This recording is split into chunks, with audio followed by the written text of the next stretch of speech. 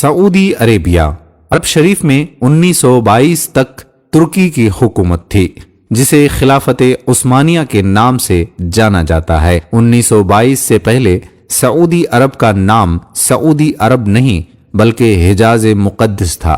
خلافت عثمانیہ دنیا کے 3 برے اعظموں پر 623 سال 1299 سے 1922 تک قائم رہی۔ جب بھی دنیا میں مسلمانوں پر ظلم و ستم ہوتا تھا تو ترکی حکومت اس کا منہ توڑ جواب دیتی۔ امریکہ، برطانیہ، یورپین، نصرانی اور یہودیوں کو اگر سب سے زیادہ خوف تھا تو وہ خلافت عثمانیہ حکومت کا تھا۔ امریکہ، یورپ جیسوں کو معلوم تھا کہ جب تک خلافت عثمانیہ ہے ہم مسلمانوں کا کچھ بھی نہیں بگاڑ سکتے ہیں۔ امریکہ اور یورپ نے خلافت عثمانیہ کو ختم کرنے کی سازش شروع کی۔ 19ویں صدی میں سلطنت عثمانیہ اور روس کے درمیان بہت سی جنگیں بھی ہوئیں، چونکہ مکہ اور مدینہ مسلمانوں کے نزدیک قابل احترام ہیں، اسی لیے سب سے پہلا فتنہ وہیں سے شروع کروایا۔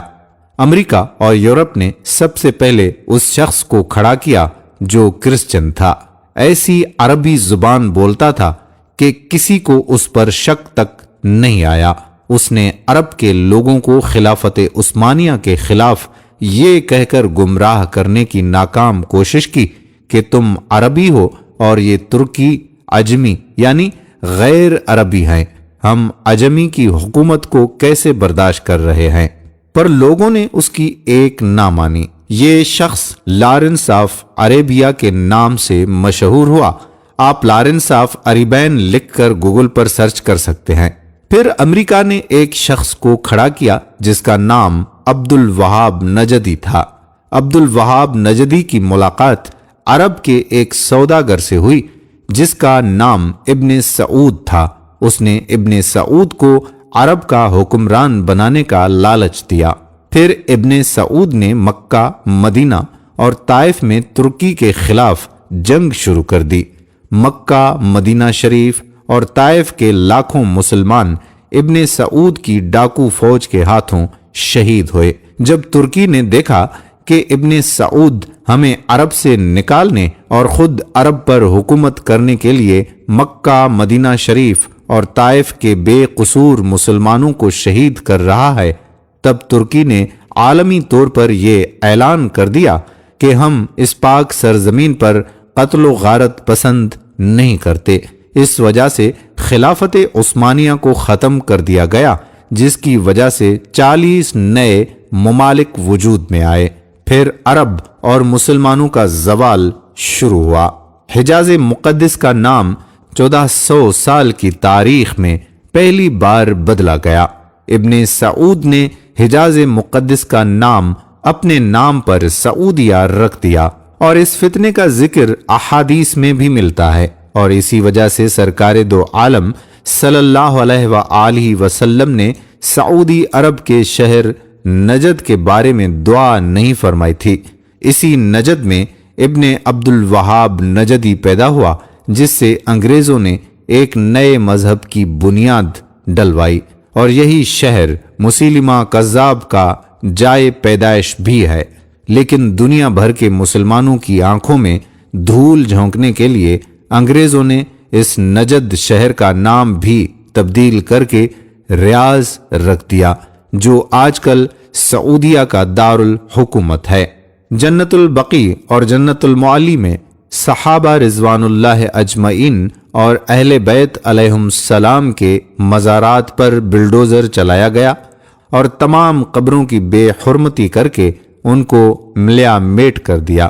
بدقسمتی سے آج بھی کئی بھولے بھالے مسلمان انہی قبروں کو سنت کے مطابق سمجھتے ہیں، حالانکہ 1922 سے پہلے وہ ایسی نہ تھی۔ حرم شریف کے جن دروازوں کے نام صحابہ اور اہل بیت کے نام پر تھے ان کا نام السعود کے نام پر رکھا گیا۔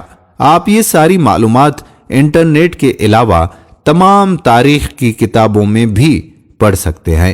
انگریزوں نے اپنی اسی سازش کی کامیابی پر 1962 میں ہالی ووڈ نے لارنس آف عربیہ کے نام سے فلم بھی بنائی، جو بہت زیادہ بار دیکھی جا چکی ہے۔